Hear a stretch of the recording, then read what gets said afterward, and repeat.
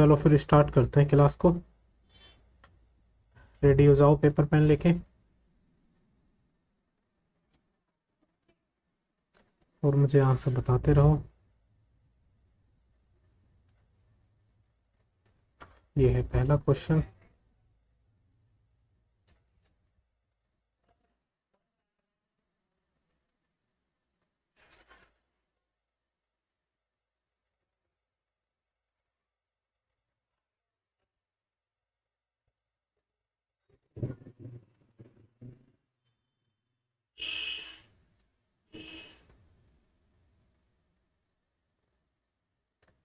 नमस्ते भी।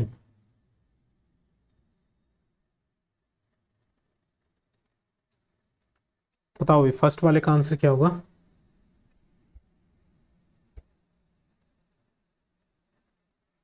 हम्म देखो दिया हुआ है, एक प्लेट है और एक बॉल है ना, और दोनों का जो मास है वो सेम है। दोनों का मास सेम है, तो इनर्शिया, इनर्शिया किस पे प्रोपोर्शनल होता है? सीधा सीधा जो इनर्शिया होता है वो डायरेक्टली प्रोपोर्शनल होता है मास के। जितना जिसका मास उतना ज़्यादा उसका इनर्शिया। अब अगर दोनों ऑब्जेक्ट का मास सेम है तो दोनों का इनर्शिया भी सेम होगा। क्लियर? चलो सेकेंड वाला।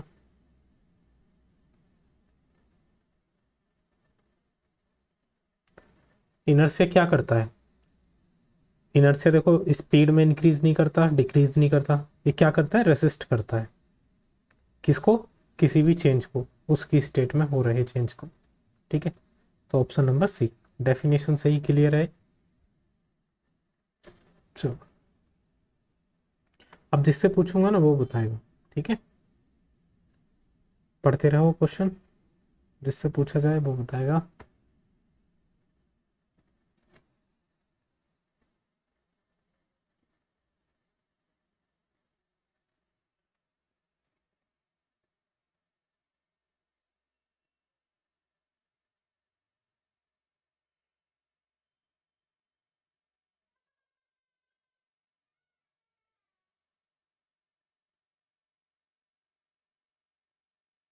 हाँ भाई, question number third.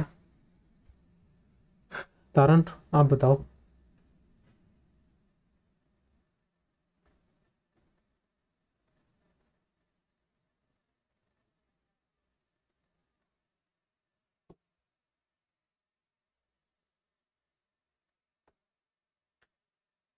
KG metre पर सेकेंड। हाँ देखो पूछा गया था rate of change of momentum with respect to time. ठीक है, मोमेंटम पूछा गया है with respect to time, rate of change of momentum with respect to time. ठीक है, ये पूछा गया है। ये होता क्या है? अरे ये होता क्या है? फोर्स होता है नहीं। और फोर्स को हम किस चीज़ में मेजर करते हैं? न्यूटन। या फिर न्यूटन नहीं दे रखा तो और किस चीज़ में मेजर करते हैं? किलोग्राम मीटर पर सेकेंड स्क्वायर। क्यों भाई तारन, समझ में आया?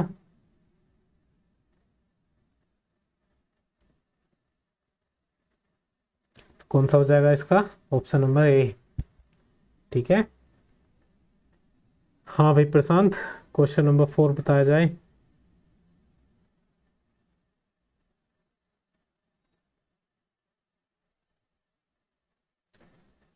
सी। देखो जब हम कोई भी अनबैलेंस फोर्स अप्लाई करते हैं किसी भी बॉडी पर, तो वो बॉडी क्या करती है? देखो रेस्ट में तो रहेगी नहीं। रेस्ट में कब रहेगी? जब बैलेंस फोर्स अप्लाई करें।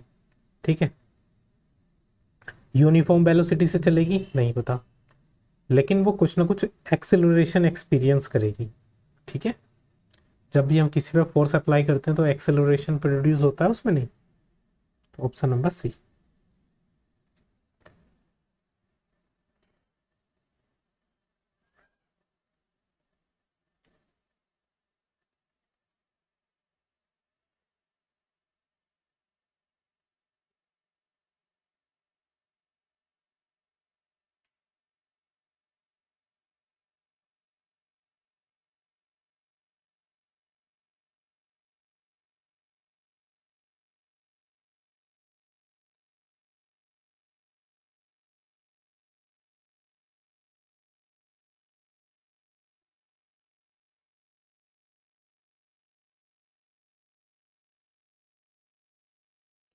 तो फिफ्थ वाला किसने कर लिया?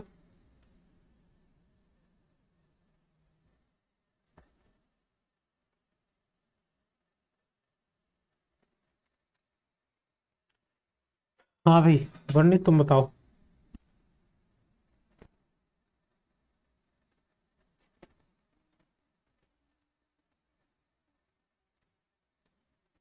क्वेश्चन पढ़ा तुमने भाई? देखो मान लो ये एक ग्राउंड है। हाँ भाई तुम बताओ देव।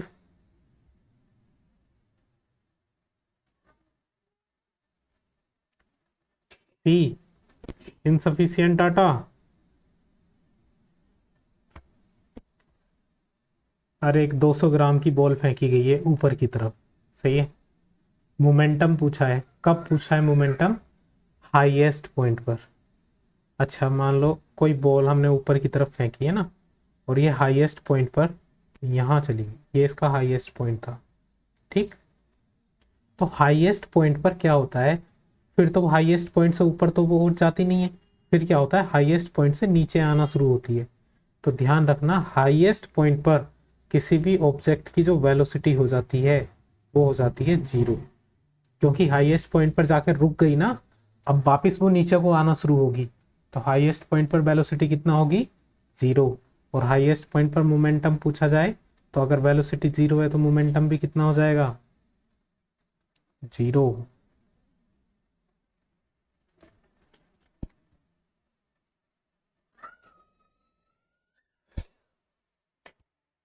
चलो अगले वाले क्वेश्चन में दिमाग लगाओ, पूछता हूँ अभी।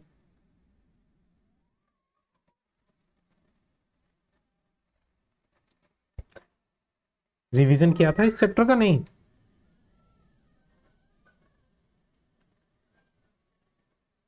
उन्नति आप बताओ क्वेश्चन नंबर 6।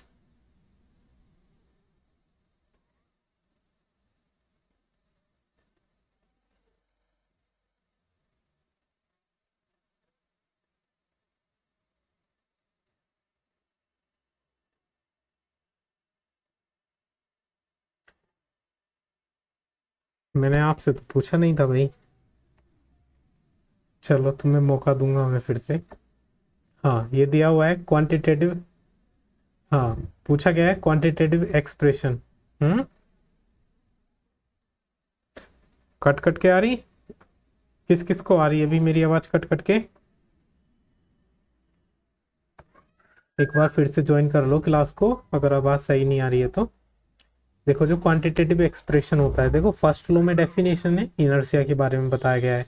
सेकेंड लॉ में फोर्स का फॉर्मूला मिला है, F equals to m e, ठीक है। तो यही है एक्सप्रेशन।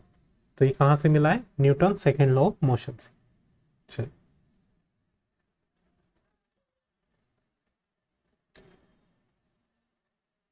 क्वेश्चन देख के सभी करना शुरू कर दिया करो, किसी से भी पूछा जा सकता है।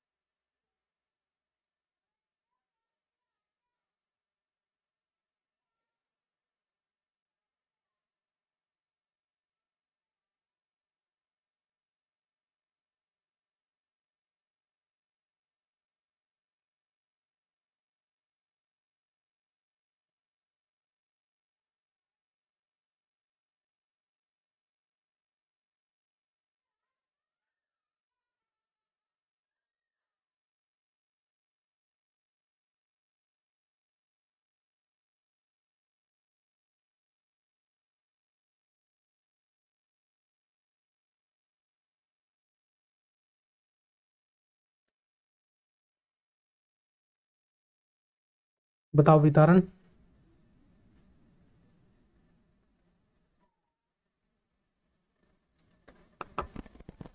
कितना आया आंसर?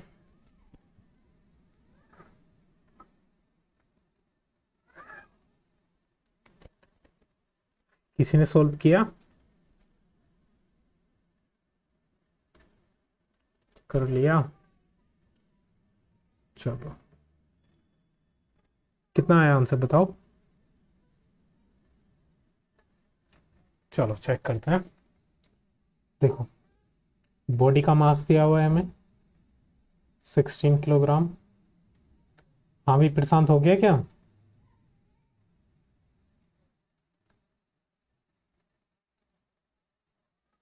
और ये बॉडी रेस्ट में आ जाती है, रेस्ट में आ गई मतलब फाइनल वेलोसिटी कितनी हो गई? 0।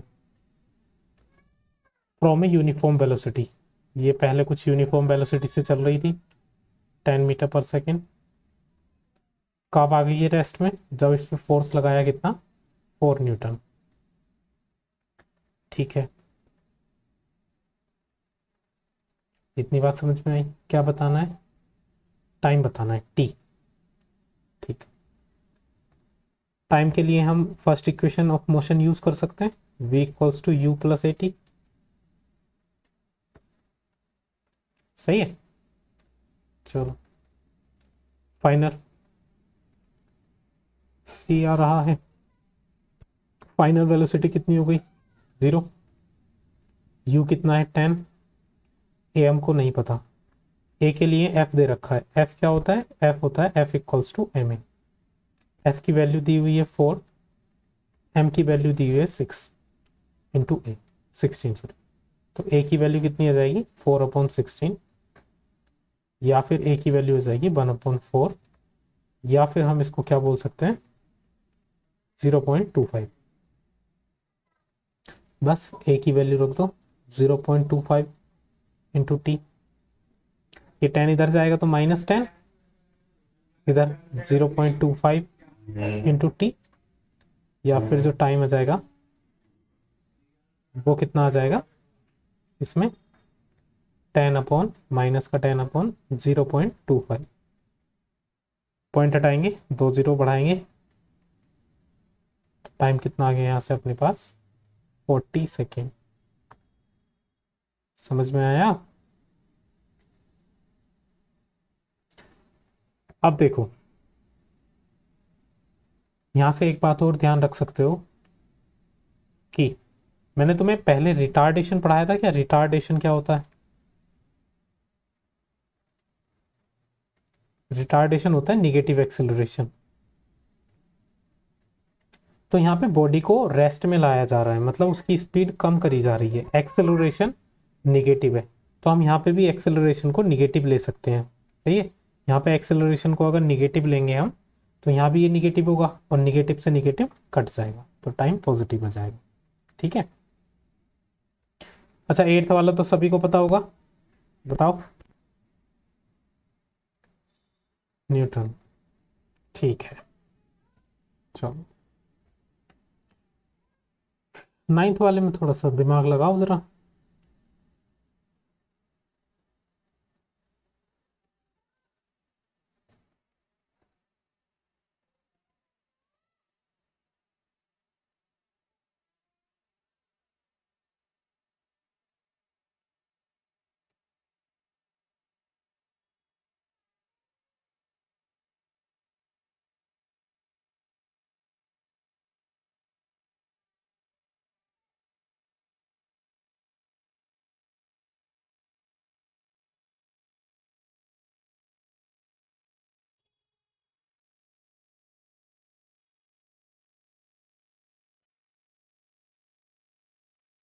देखो मैं समझाता हूँ। एक बॉडी पर पी न्यूटन का फोर्स लगाया गया है ना, पी न्यूटन। ठीक है। और फोर्स लगा के क्या हुआ? वो बॉडी रेस्ट से एक वेलोसिटी में आ गई। ठीक है, रेस्ट में थी और वो मोशन में आ गई वी वेलोसिटी के साथ। ठीक है। अब इस फोर्स जो हमने पी न्यूटन का लगाया था, इस फोर्स को रिप्लेस कर दिया क्यू न्यूटन से, क्यू न्यूटन के फोर्स से। और इस क्यू न्यूटन के फोर्स ने क्या करा? इसको डी एक्सेलरेट कर दिया और ये रेस्ट में ले आया। मतलब पहले पी न्यूटन का फोर्स लगाया तो उसने बॉडी को रेस्ट से मोशन में कर दिया, और फिर बाद में क्यू न्यूटन का फोर्स लगाया तो वो उसने क्या करा? मोशन वाली बॉडी को रेस्ट में कर दिया। तो बताओ ऐसा कब पॉसिबल है? जब पी और क्यू कैसे होने चाहिए? दोनों इक्वल होंगे क्या, तब पॉसिबल है।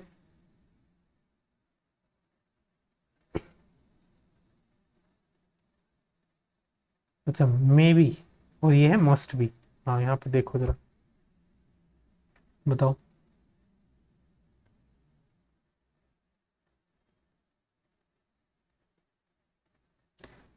P must be unequal to Q। देखो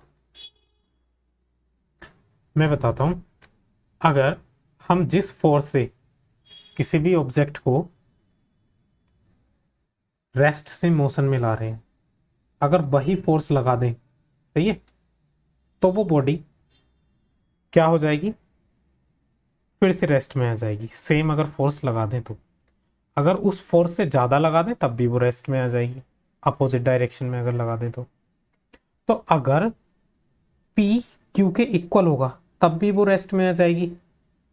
मस्ट बी इक्वल टू नहीं होना चाहिए, मस्ट बी इक्वल्स टू मतलब ये केवल एक ही सिचुएशन को बता रहा है कि केवल P Q के ही इक्वल होना चाहिए। नहीं, मे भी मतलब P Q के इक्वल हो या Q P से ज़्यादा हो तब भी। तो इस क्वेश्चन को मार्क लगा लो, ठीक है। ये दोनों ऑप्शन कंफ्यूज करेंगे आपको, मस्ट बी और मे बी।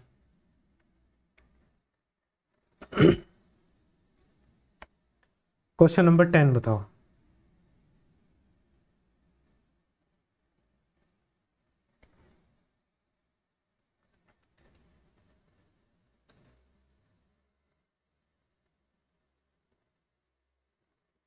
हाँ विदेव, तुम बताओ।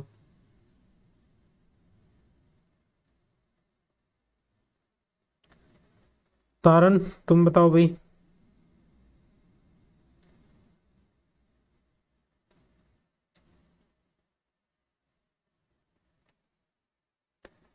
अच्छा उन्नति, आप बताओ।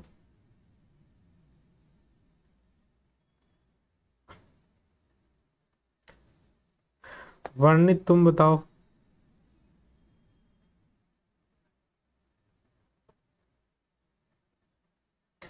हाँ भी प्रशांत,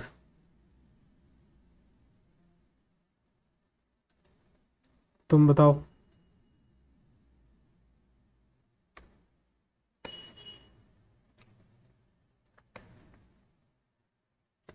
अरे जल्दी बताया करो भाई, इतना टाइम दिया है मैंने सोचने के लिए, जल्दी बताओ।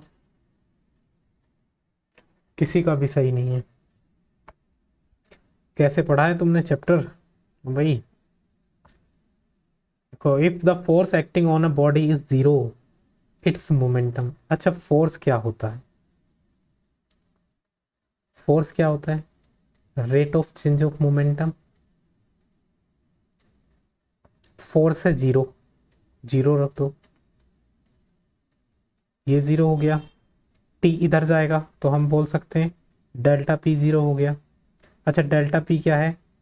Rate of change of momentum, सही है। कहने का मतलब P2 माइनस P1 बोल सकते हैं। अच्छा ये जीरो कब आएगा? अगर हम rate of change of momentum की बात करें, मान लो अगर किसी बॉडी का जो मोमेंटम है वो 10 किलोग्राम मीटर पर सेकेंड है ना, और पहले भी उसका इतना ही था,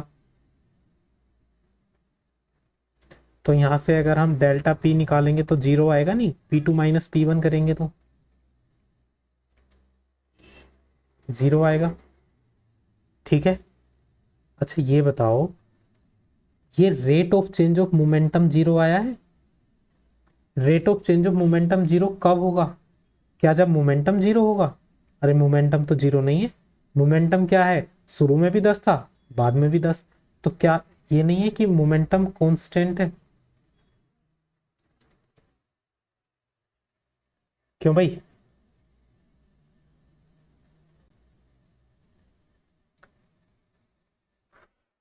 अरे समझ में आया? इसने पूछा है मोमेंटम क्या होगा, तो मोमेंटम क्या होगा उसका? कांस्टेंट, जीरो नहीं होगा। कांस्टेंट का मतलब मोमेंटम चेंज नहीं हो रहा है।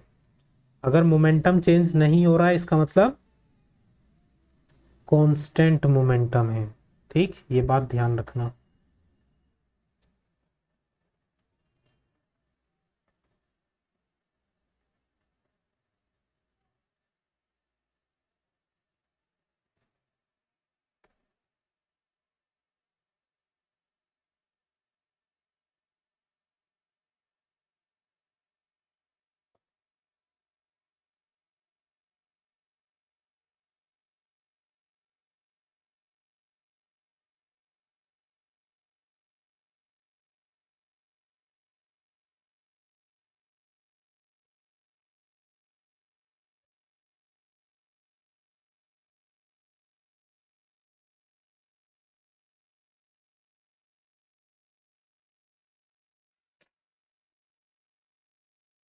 करो आप इनको।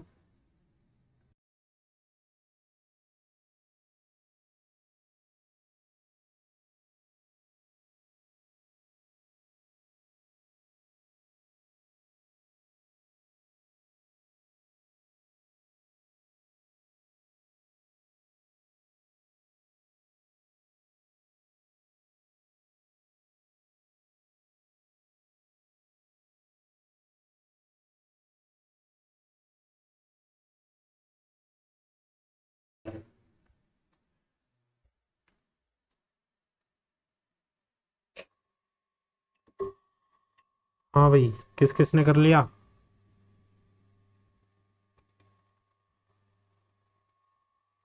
चलो बताओ, 11th वाला कौन बताएगा? 11 11। हाँ बताओ। हम्म। चलो, सिंपल सा कॉन्सेप्ट था, ये तो सभी को पता था है ना। फोर्स स्टेट भी चेंज कर सकता है, पोजीशन भी, शेप भी, all of the above. 12th वाला बताओ।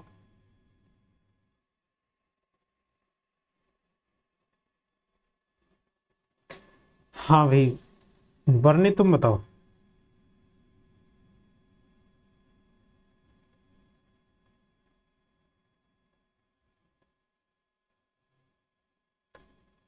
प्रशांत तुम बताओ भाई।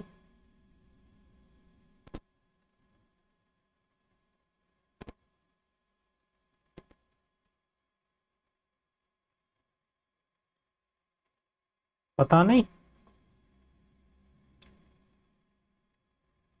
तो क्या कर रहे हो भाई? अगर सोल्व नहीं कर रहे तो फिर क्या कर रहे हो आप? देखो, ये सारी वैल्यूज दी हुई हैं, फोर्स पूछा है। फोर्स क्या होता है? Delta P upon T, rate of change of momentum. Delta P कैसे निकालते हैं? P2 minus P1। P2 कितना हो जाएगा? mv। P1 कितना हो जाएगा? mu। m कॉमन ले लेंगे तो v माइनस यू।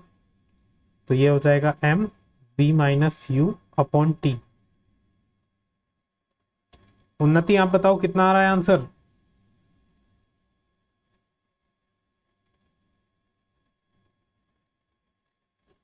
उन्नति।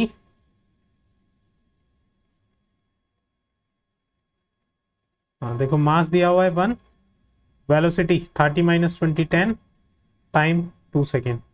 2 से 10 5 न्यूटन। चलो,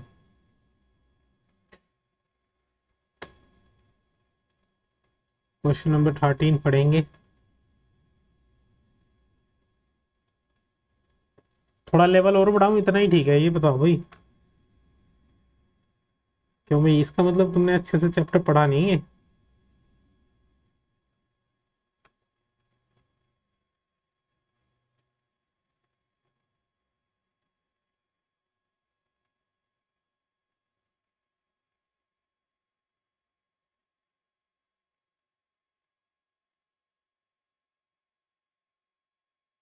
चलो बताओ, 13 वाला कौन बताएगा?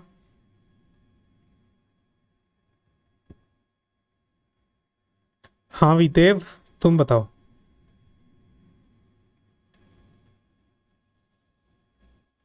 इंस्टेंटेनियस।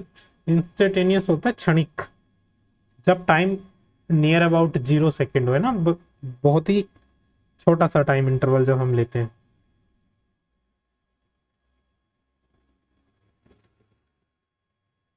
हम्म,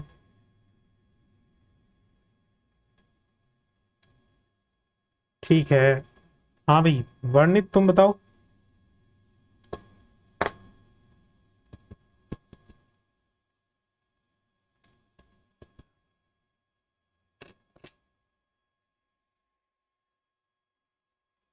कौन सा? तारण बताओ भाई जरा।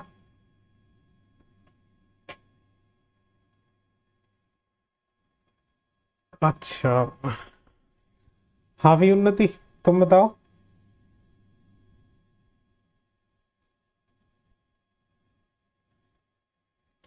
अरे तुम एक के पीछे ही क्यों चल देते हो सारे?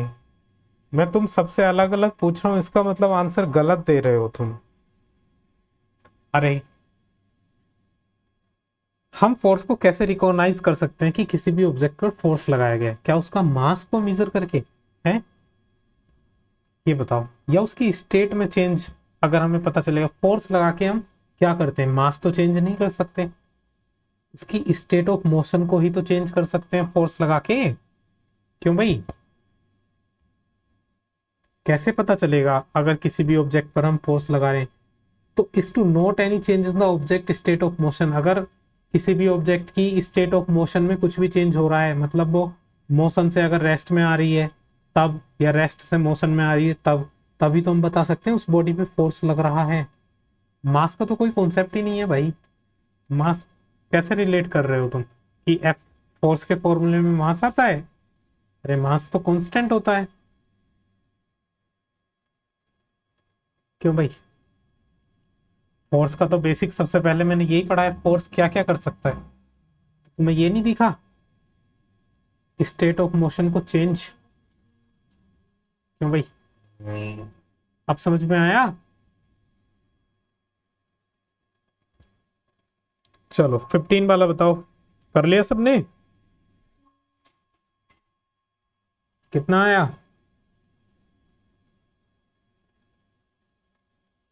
4। ठीक है, कराना है? कर लिया सबने 4?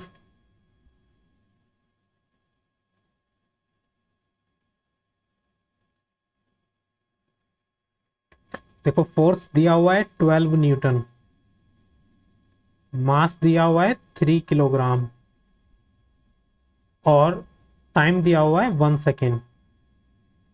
पूछा है चेंज इन वेलोसिटी, मतलब v माइनस यू की वैल्यू पूछी है। तो फोर्स का एक फॉर्मूला होता है m v minus you upon T. Force दिया हुआ है 12, मास दिया हुआ है 3, v माइनस यू की वैल्यू पूछी है, टाइम दिया हुआ है 1, तो 3 4 जा 12, तो v माइनस यू की वैल्यू कितनी आ जाएगी? Rate of change of velocity v minus u ही तो होता है।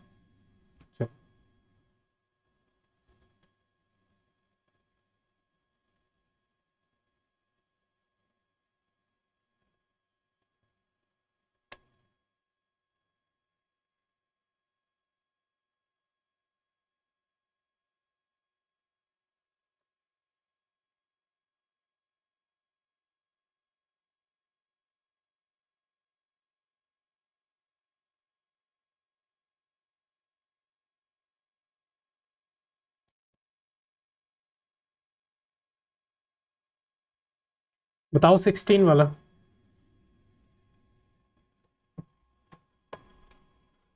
हाँ भाई देव, तुम ही बताओ पहले।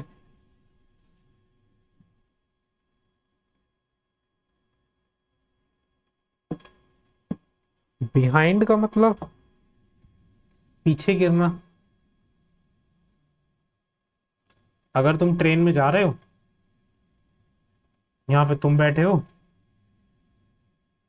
ठीक है, तुमने एक कॉइन को टॉस करा, ठीक है, ये कॉइन है, और वो कॉइन तुम्हारे पीछे आके गिर गया।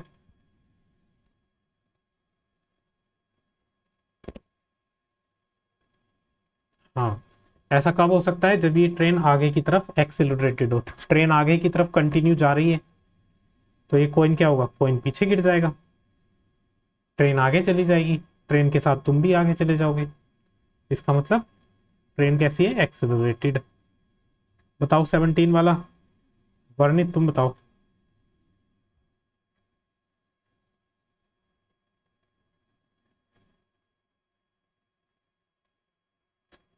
हाँ भाई प्रशांत, तुम बताओ।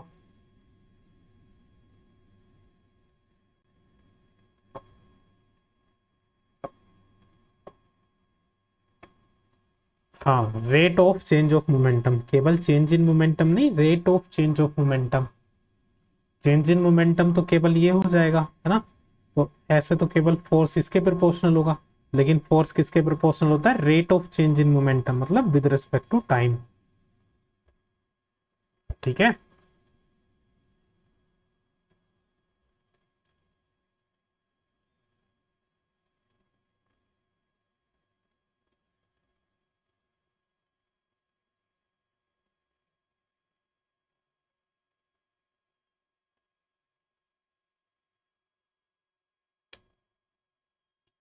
रुक जाओ, दोनों क्वेश्चन कर लिया करो, पूछूंगा मैं, सबको मौका मिलेगा, डोंट वरी।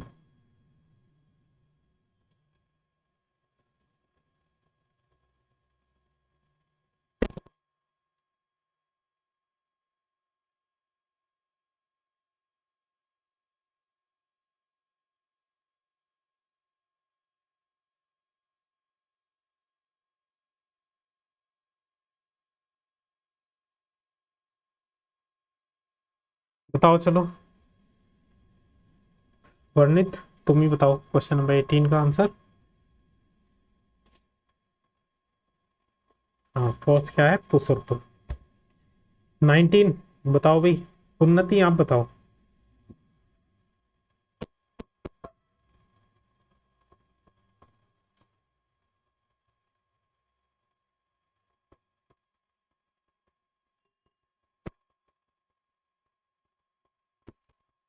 क्या, सी? देखो मास कितना दिया हुआ है, देव तुम बताना जरा। एम वी, देखो मास दिया हुआ है 2m और वेलोसिटी दी हुई है v/2। मोमेंटम क्या होता है, p equals to M V. Mass दिया हुआ है 2m और वेलोसिटी दी हुई है v/2, तो 2 से तो 2 कट गया, तो मोमेंटम क्या आया, एम वी।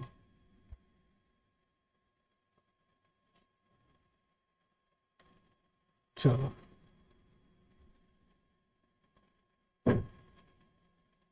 ये क्वेश्चन अच्छा है भाई, ट्राई कर लेना सब।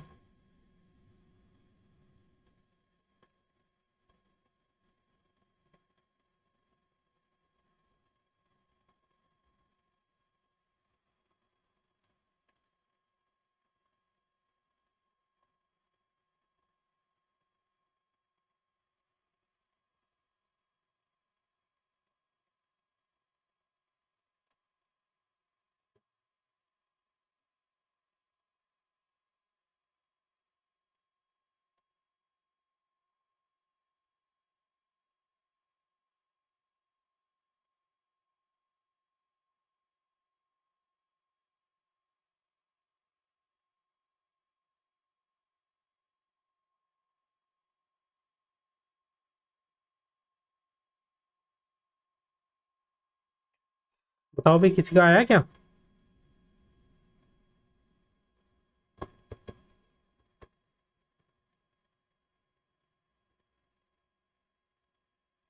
बताओ।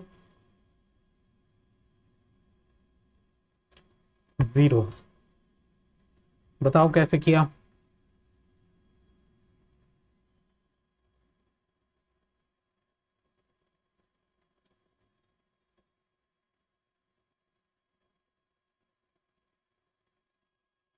देखो, दो मास हैं जिनका जो मास दे रखा है वो m दे रखा है ना, दो ऑब्जेक्ट हैं जिनका मास कितना दिया हुआ है, दिया हुआ है ना, इसका भी m और इसका भी m। ये भी v वेलोसिटी से आ रहा है और ये भी v वेलोसिटी से, वेलोसिटी भी सेम है, दोनों में टक्कर हुई ना, कॉलिजन हुआ, और फिर कोलाइड करने के बाद इन दोनों की वेलोसिटी बतानी है ना, कितनी हो गई, मास तो इतना ही है। ठीक, तो देखो मोमेंटम कितना होगा, पहले वाला मोमेंटम कितना होगा, इसका भी एम वी होगा और इसका भी एम वी होगा, तो टोटल मोमेंटम कितना हो जाएगा, टोटल मोमेंटम हो जाएगा 2 × mv। और बाद में मान लो इन दोनों की वेलोसिटी कितनी हो गई, इसकी velocity let us suppose v1 हो गई, इसकी वेलोसिटी v2 हो गई। ठीक है, और कुछ दिया हुआ है,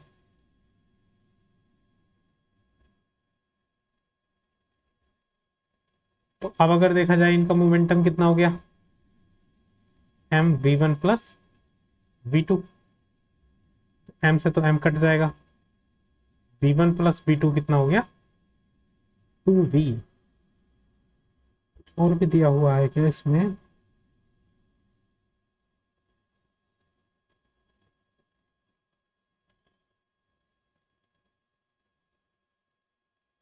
वेलोसिटी ऑफ कंबाइंड मास, अरे अरे अरे, इनकी जो वेलोसिटी होगी ना, हाँ हाँ ये हमने कॉन्सेप्ट मिस कर दिया एक।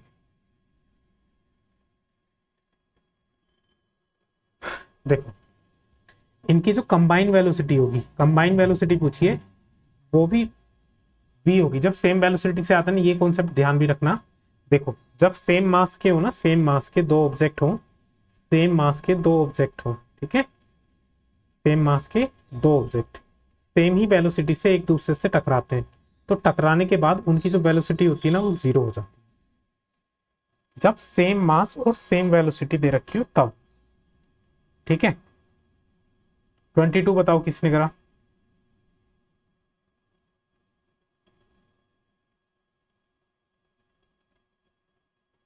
कर लिया।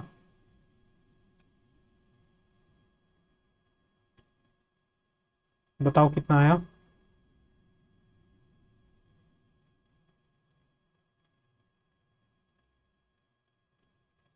5 किलोग्राम मीटर पर सेकेंड।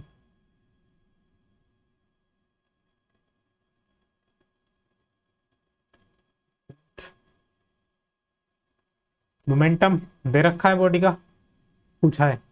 मास दे रखा है इतना, स्पीड दे रखा है 10 मीटर पर सेकेंड ना, तो सीधा सीधा मल्टीप्लाई कर दो, 5 किलोग्राम मीटर पर सेकेंड आ जाएगा, सही। चलो।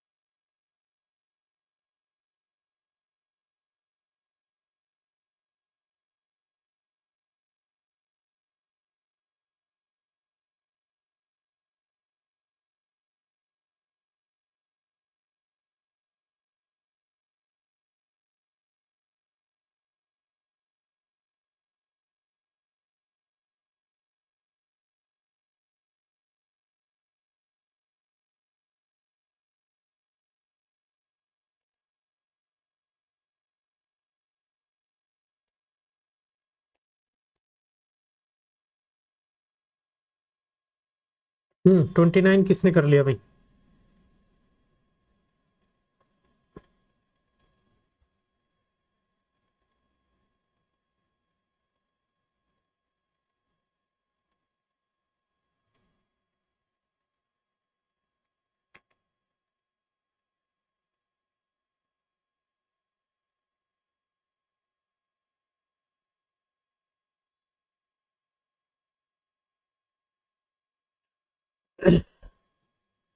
बताओ अभी वर्णित, तुम बताओ आंसर। ये तारन तुमने कर लिया, तुम बताओ।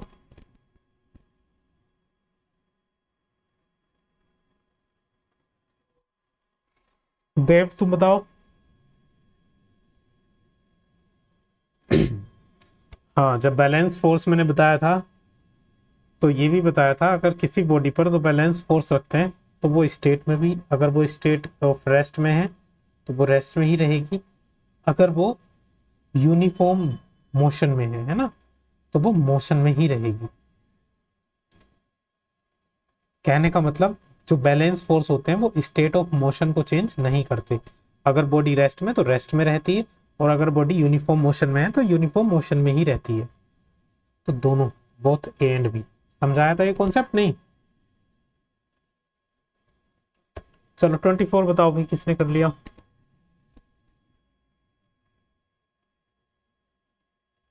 उन्नति आप बताओ 24।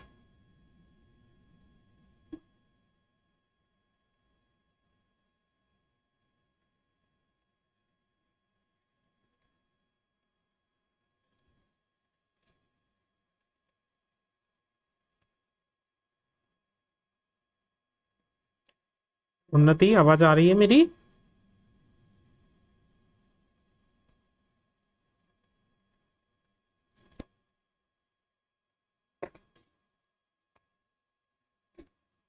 देव तुम बताओ भी।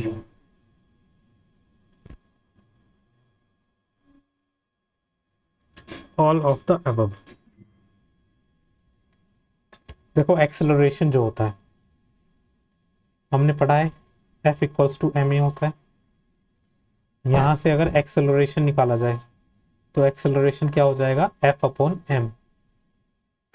ठीक है, तो देखो बोल सकते हैं कि एक्सेलरेशन फोर्स के तो डायरेक्टली प्रोपोर्शनल होता है, बोल सकते हैं कि ये जो एक्सेलरेशन होता है वो मास के इन्वर्सली प्रोपोर्शनल होता है। अच्छा, मास और इनर्शिया दोनों आपस में प्रोपोर्शनल होते हैं, तो जब एक्सेलरेशन मास के इन्वर्सली प्रोपोर्शनल है तो एक्सेलरेशन इनर्शिया के भी इन्वर्सली प्रोपोर्शनल होगा।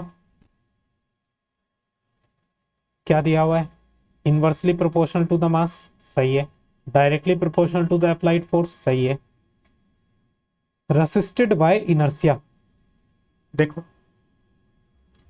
अगर इनर्शिया के इन्वर्सली प्रोपोर्शनल है तो इसका मतलब क्या है, इनर्शिया अगर इंक्रीज होगा तो एक्सेलरेशन डिक्रीज होगा, मतलब दोनों में अपोजिट होगा, तो रेसिस्ट करेगा, बिल्कुल ये भी ठीक है। क्या हो जाएगा इसका, ऑल ऑफ द अबव।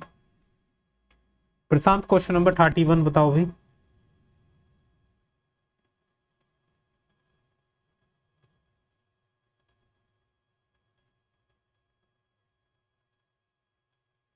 हाँ अभी बताया हुआ है कि जो एक्सेलरेशन होगा वो मास के इन्वर्सली प्रोपोर्शनल होगा।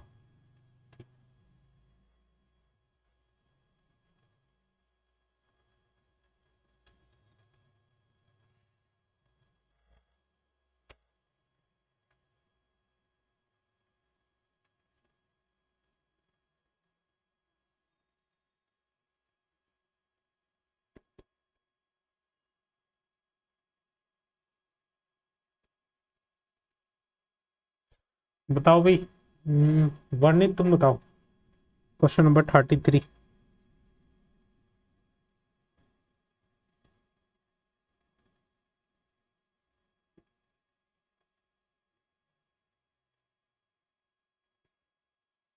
अपोजिस का मतलब होता है विरोध करना।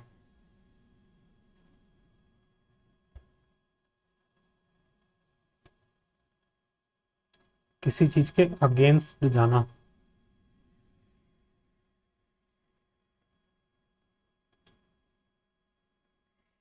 हाँ, फ्रिक्शनल फोर्स।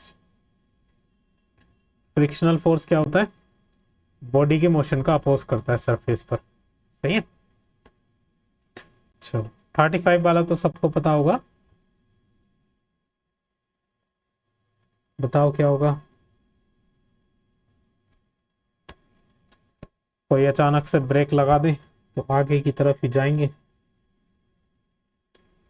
और ज्यादा ही तेज स्पीड में ब्रेक लगा दे तो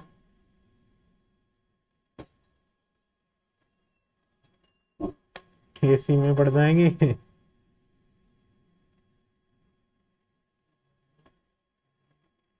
अरे और क्वेश्चन करोगे, क्यों भाई। बताओ, क्वेश्चन तो बहुत है मेरे पास, लेकिन मुझे ऐसा लगता है यार तुमने इस चैप्टर के अच्छे से प्रिपरेशन करी नहीं अभी।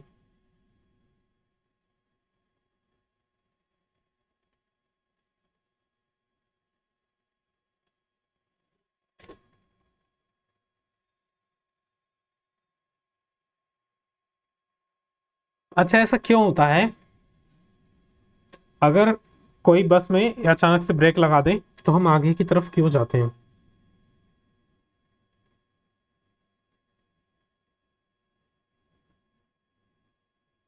हाँ, बस रुक जाती है इसलिए हमारी बॉडी का जो इनर्शिया होता है वो हमको आगे की तरफ ले जाता है। चलो, एक क्वेश्चन ऐसा भी आता है, जो हॉर्स कार्ट होती है ना, जो तांगा होता है ना, या घोड़े से चलने वाली जो गाड़ी होती है, कैसे चल पाती है वो, कौन से लॉ इस पे फॉलो होता है।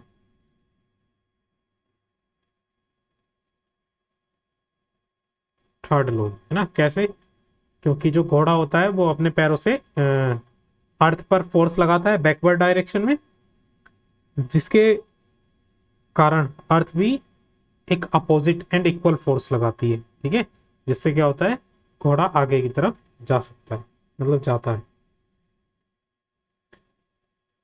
हम्म, अच्छा एक ऐसा क्वेश्चन भी आता है,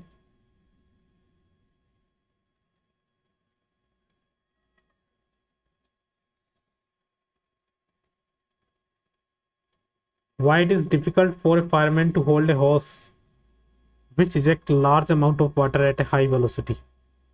जो फायरमैन होते हैं ना, मूवी में देखा होगा, जब आग बुझाने के लिए वो पानी वाली बैन लेके आते हैं ना, तो उससे जब वो पकड़ते हैं उसको, पाइप को, तो वो पीछे की तरफ को आते रहते हैं थोड़ा थोड़ा। तो ऐसा क्यों होता है, उनको पकड़ना उतना डिफिकल्ट क्यों होता है उस पाइप को?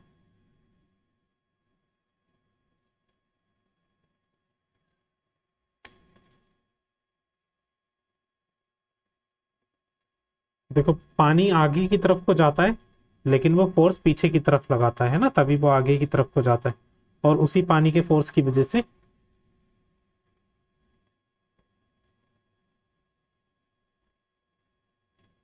ये बताओ, जब हम किसी कारपेट को स्टिक से बोल सकते हैं पीटते हैं या झाड़ते हैं, तो डस्ट पार्टिकल्स अलग कैसे हो जाते हैं?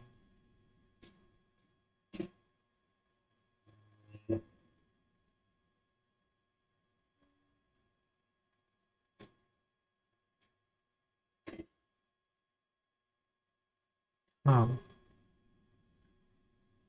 हाँ, जो पार्टिकल का इनर्शिया रहता है, देखो इसको एक्सप्लेन करूं मैं, तो मान लो ये कारपेट है ना, और इस पे ये छोटे छोटे पार्टिकल्स हैं, छोटे छोटे ये पार्टिकल्स हैं। ठीक है, चलो, ये है कारपेट, इस पे छोटे छोटे पार्टिकल्स हैं। अब देखो जब हम स्टिक मारेंगे तो कारपेट पे मारेंगे, कारपेट तो पीछे चली जाएगी इस तरह से, और ये जो पार्टिकल्स रह गए, ये तो रेस्ट में ही है, और अब इन्हें सपोर्ट के लिए कुछ नहीं है, तो ये पार्टिकल्स नीचे गिरने शुरू हो जाएंगे। ठीक है, या हल्के होते हैं तो हवा से ये ऊपर की तरफ भी उड़ जाते हैं।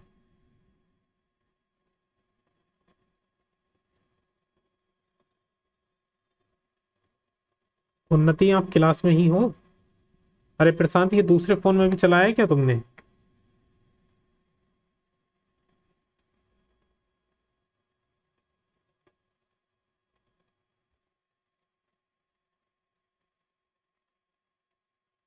चलो,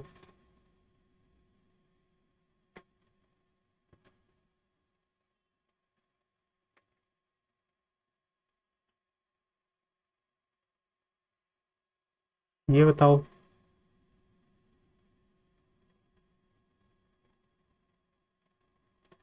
सिंपल है ये तो।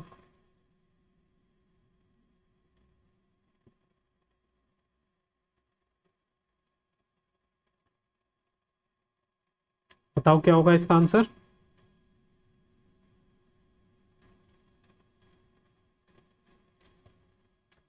MV है ना?